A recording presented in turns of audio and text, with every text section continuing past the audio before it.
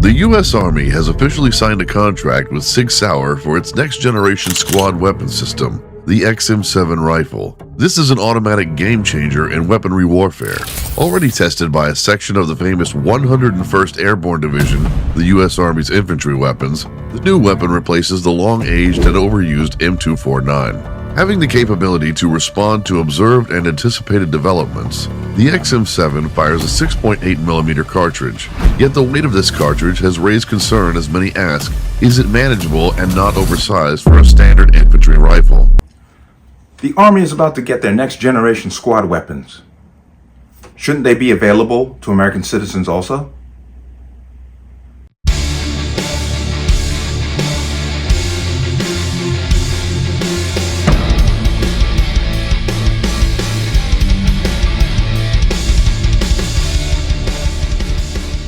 Welcome to another installment of the Connecticut Gun Bench. Today's video is brought to you by P.A.N. Firearms, LLC. P.A.N. Firearms, your NRA certification and multifaceted gun training. You can reach us at 203-300-6343 or use our website at www.panfirearmsllc.com. As always, there'll be a link in the description box below. And if you like channel, like content, what I do here, you can support me with the link. Everything's appreciated.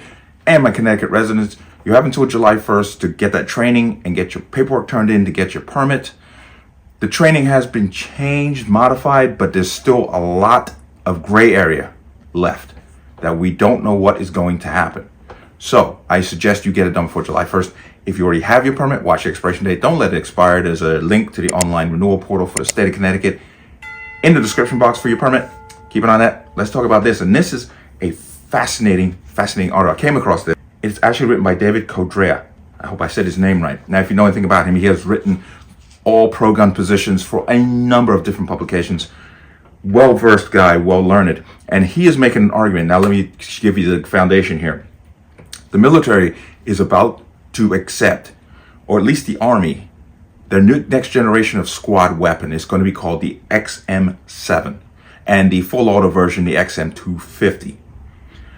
Now, what the argument here is that, well, if these items are going to the military, they should also be available to citizens. And Mr. Codrea here makes an argument that the in common use, verbiage that we use so much in defending the Second Amendment could actually work against us. Now, I want to bring you into here. Okay, this is his article. Now, let me before I start. This is very long. I'm not going to go through all of it, but I will leave a link to it because I think you should read it. I think it's a very, very interesting article and it makes a great argument. But next generation Army rifle highlights danger of common use argument to defend Second Amendment. The Army has officially fielded its brand new next generation squad weapon rifles to its first unit, bringing an end to the service's decades-long effort to replace its M4 and M16 family of military firearms. Army Futures Command announced Thursday that soldiers from 1st Battalion, 506th Infantry Regiment, 101st Airborne Division of Fort Campbell, Kentucky, accept the delivery of the XM7 Next Generation Rifle and XM250 Next Generation Automatic Rifle ahead of training in April. Factoring the automatic rifle's standard 13-inch barrel and suppressor, and the XM7 represents a trifecta of what government has fabricated legal pretexts to ban from those paying for it all, we the people. Now, he talks about the National Firearms Registration Act, which you know, barrels under 16 inches, machine guns, suppressors, so forth and so on. Okay, we know about that. But I'm going to bring you here. And this is talking briefly. Once again, I have to touch on certain aspects to bring it in. But the signification attributed to the term militia appears from the debates in the convention, the history and legislation of colonies and states, and the writings of approved commentators. These show plainly enough that the militia comprise all males physically capable of acting in concert for the common defense, a body of citizens enrolled for military discipline. The Supreme Court noted in its 1939 U.S. versus Miller decision, quote, and further that ordinarily when called for service, these men were expected to appear bearing arms supplied by themselves and of the kind in common use at the time. And this is where he gets into the argument of using the word or the phrase common use when defending the Second Amendment. If the ruined standard of text, history, and tradition is to guide the law, what was in common use at that time was equal or superior like the most accurate and longer range Pennsylvania Kentucky rifles to the Crown Standard issue Brown Bess muskets. Citizens mustered with the intent to match and to best a professional military threat. Arms in common use at the time by everyone meant arms in common use by infantries, who would otherwise prevail if not matched or surpassed in capability, which is a very good point. And it can be argued that using the term in common use does not mean just because a whole bunch of people, civilians, buy it, makes it common use. It should also refer to what the military is using. When it was written, obviously, the musket was being used by the military and the civilians owned the same exact brands, exact functioning muskets. But I'm going to come into here. The prohibitionists are aided in civilian disarmament when gun rights leaders not only accept, but argue for an invented in common use at the time qualifier that limits permitted firearms to what is commercially popular as opposed to what soldiers and police carry, with the latter somehow magically transmuting their assault rifles and weapons of war into more benign patrol rifles. Major gun groups in both their writings and in their legal challenges have been focused almost exclusively on what is commercially popular, as I was saying before. One example is a new report from the National Shooting Sports Foundation documented that detachable magazines with a capacity exceeding 10 rounds are the overwhelming standard for firearm owners in the United States. But it is also the standard for the military.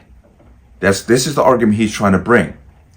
The report, which surveyed 30 plus years of detachable magazine production and distribution, demonstrated that the conservative estimate 963,772,000 detachable magazines supplied from a firearm manufacturer and in the aftermarket, at least 717,900,000 have a capacity exceeding 10 rounds, the limits some states place for lawful magazine possession. Now, I'm going to come down once again here. Now, what it's going to be talking about here, I'm giving you a foundation. This is Gun Owners of America when they put a writ of certiorari to the Supreme Court because of what the Seventh Circuit said concerning Illinois' assault weapons ban. They said that it was constitutional and could stand. And they said here, and this is talking about the Seventh Circuit, unsurprisingly, the majority did not explain how the founders' permeating fear of standing armies, like the one they had just defeated, is compatible with the notion that they would voluntarily and intentionally subjugate themselves to possession of only second-class civilian weaponry that would make their future ability to resist tyranny impracticable, if not impossible, the petition points out. From start to finish, the panel majority based its Second Amendment analysis on the theory that when the Heller Court concluded that the amendment recognized an individual right to keep and bear arms, it severed the connection between the prefectory clause, which refers to the militia, and the operative clause, which refers to the right to keep and bear arms. The petition elaborates, drawing from Heller's statement that the meaning of operative clause is not limited to the prefectory and militia clause. The majority concluded that the two clauses have no relation to one another, actually in inverse relationship, creating a novel civilian versus military arms dichotomy. Okay, I'm going to come down here. The other thing the founders fully understood was that firearms technology was evolving from long before their time. There were 14th century multiple barrel volley guns and a design by Leonardo da Vinci for a rotating triple barrel breech loading cannon. The founding era had already seen pepper box revolvers, Kentucky Pennsylvania rifles, cartridges to combine shot and powder, the British breech-loading Ferguson rifle, the 11-cylinder crank-operated puckle gun, and the Garandini air rifle capable of firing 22 .46 caliber balls, and had actually been used by the Austrian army 11 years before the Bill of Rights was ratified. And the above is by no means an exhaustive list. Exactly. So, if the people of the Second Amendment can be denied arms based on them not being in common use for sport or for limited self-defense situations, what chance would they have against resisting tyranny equipped with future weaponry that today would be considered the stuff of science fiction? Who knows what those imposing their demands will have at their disposal, along with the power to withhold citizens 50 years from now, or 100 or beyond. Okay? And I'm come down here. Quote, it's been said that a battle isn't won until a man with a rifle occupies the ground. We must keep in mind that someone probably once said that same thing about spears. Let me come out of that. So you could see the argument here. And he's kind of prefacing it with the military getting this new firearm and saying, well, wait a minute. When you keep saying common use, when the pro-gun people come out and go to court and say, in common use, they're falling into the trap, according to Mr. Codera, that they're saying because a lot of civilians buy it, it's in common use. His argument is no. In common use applies to weapons that are afforded to the military also. And I think it's a valid argument. It's a valid argument. People always say, you get these fools, and I call them fools, who say that the Second Amendment doesn't say anything about M16s or AR-15s and so forth and so on, and grenade launchers and grenades. No, it doesn't, because the Founding Fathers were definitely more forward-thinking than we are now, because they could foresee technology advancing. That's why when they said the First Amendment, they didn't say that it was limited to a quill and parchment. They couldn't have foreseen the internet and social media, but they covered it by simply saying that the First Amendment guarantees you the right to free speech. That's it. They didn't give a technological impasse that you had to go through. But I found this article to be interesting. Once again, I'll try to put this in the description box so you can read the whole thing, because it is pretty damn long, but it's worth reading. But at his basis, his argument is because the Army is receiving this new firearm should be available to the public. That's his argument, and it's a valid argument. Because of the 1934 NFA Act, this item would not be available to civilians unless they were going to jump through a whole lot of hoops. And the machine gun aspect definitely would not be available because of the Act of 1986. And he's arguing that the common use clause should be expanded across the board. Not just because a bunch of people buy it, but because the military has it. It's a great argument, and I'm definitely in his court with this one.